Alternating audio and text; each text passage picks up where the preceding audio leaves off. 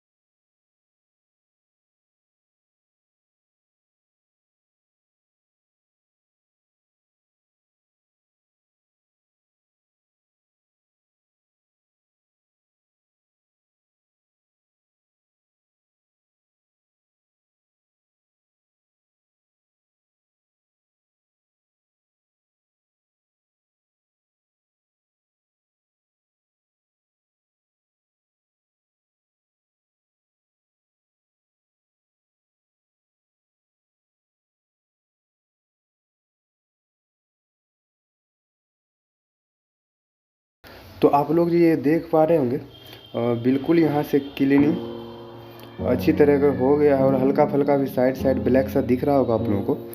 तो आपको यहाँ पे थोड़ा PPD पेस्ट अप्लाई करना है और उसके